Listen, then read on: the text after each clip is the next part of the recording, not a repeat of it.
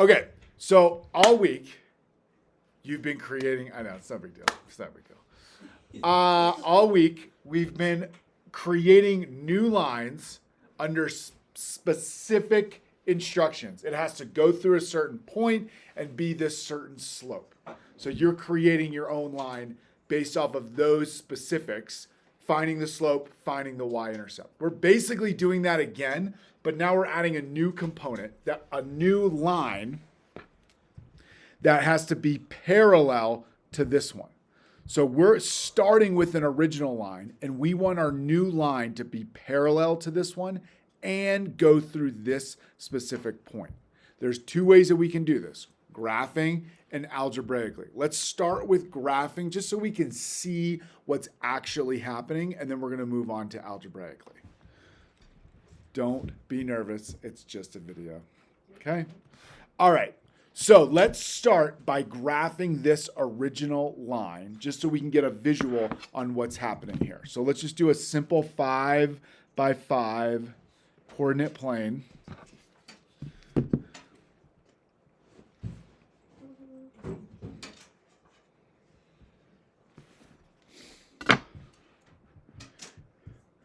And I know that when I'm graphing a line, I need to pull out the slope, which in this case is 2/1, and I need to pull out the y-intercept, which in this case is 3.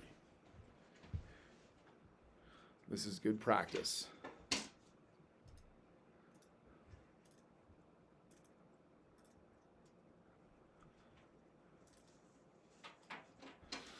When I'm graphing a line, I start at the y-intercept, +3, 1, 2, 3. And I'm going to create a slope of not 2. We want that to be in fractional form, so 2/1, and it's positive. So I'm going to rise 2, 1, 2, run 1. I'm going to go the opposite way, rise 2, run 1. All I need is those 3 dots. Let's create a line with our straight edge. And boom, there's our original line.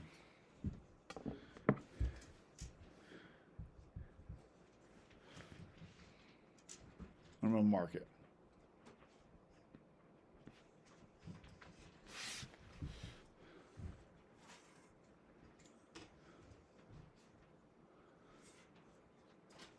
So now we're going to create our new line. And our new line needs to be parallel to our original line and go through the point -3, -1. So let's start at that point, -3, -1. 1, 2, 3, 1. There's our point in our new line. Now, all we have to do is create a slope around that point. What do we know about the slope of our new line if it's going to be parallel to our original line? It's going to be the same slope because parallel lines have the same slope. So our two lines are going to have matching slopes. Yes, we're talking about parallel first. So the slope of the new line is going to match the original line. So all I'm going to do is create a slope of 2/1 around this point that we made. 1, 2, 1, 1, 2, 1, 1, 2, 1, 1, 2, 1.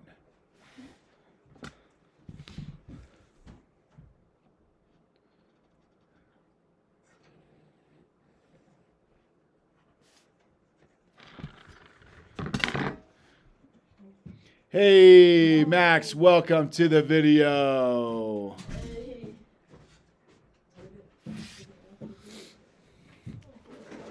Did you do this for the classes on this?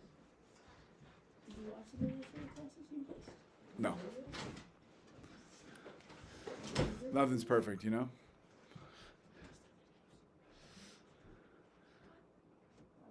Okay, we got our line. We got our line. Hey, Max, so let's try to enter in a non-distracting way. Thank you very much. Okay, so we got our new line here. Yes, everyone got that? So what we need to do now is create an equation of this new line in y = mx plus b form. What's the slope of our new line? 2 over 1, or we can just call it 2 because we're going back to our equation. And that makes sense because it matches the slope of our original line. But what else do we need? We need our y-intercept. And this is why we graphed it, so we can see visually where our line crossed our y-axis. And in this case, it crossed it at 1, 2, 3, 4, 5. So those are all the pieces we need. So our equation of our line that's parallel to our original line and went through the point -3, -1 is y equals 2x plus 5, right? I just replaced the m and the b with what we came up with down here. So that is our final answer. And that's what we're looking for with these problems. The equation of our new line that fits into these parameters.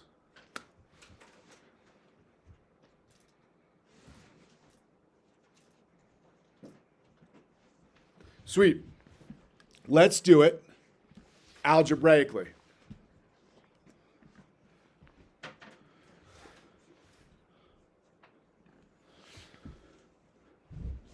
We're coming up with a new line that passes through 2, 4 and is perpendicular to this line here. Okay, we're not going to graph it. Let's figure this out algebraically.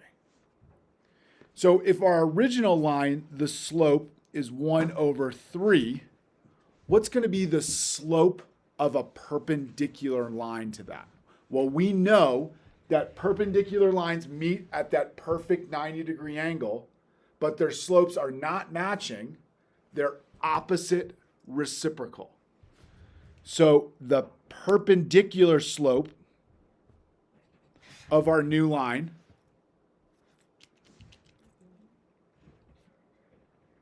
the reciprocal is going to flip 3 over 1, and the sign is going to change. So since it was positive originally, it's going to be negative. Cool.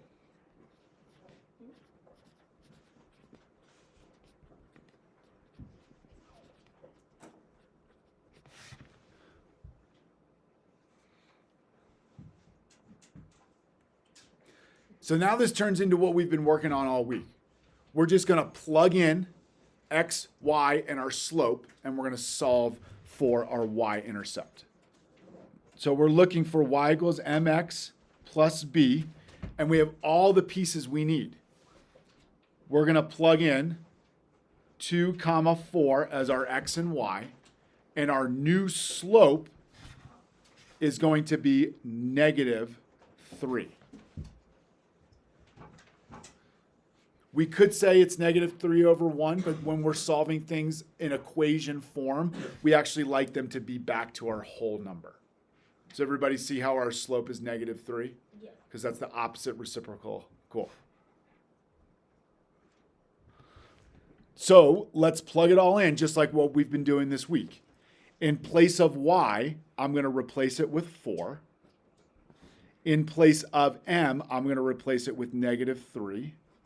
In place of x, I'm going to replace it with 2.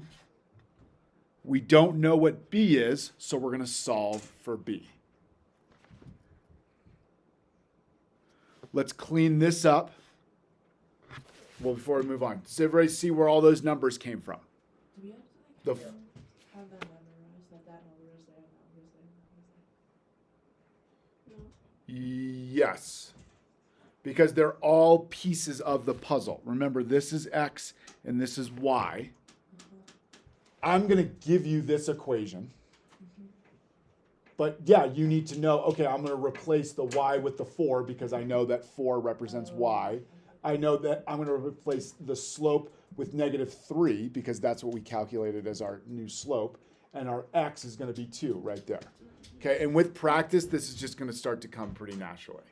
Okay, so let's solve for b. First, we got to clean up -3 times +2, and we're going to get 4 equals -6 plus b.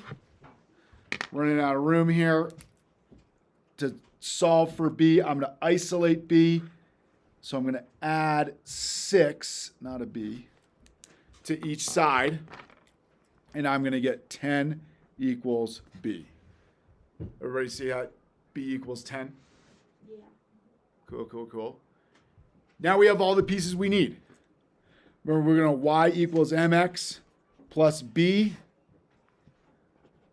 Our slope of that new line is -3. And our b we just solved for is 10. So now I'm going to plug those components back into our equation and get y equals -3x plus 10. If we were to graph these two lines, we would see that they would cross at that perfect 90-degree angle, and our new line would go through this point 2, 4. We could basically do the graphing method, but I think this is actually a little bit faster.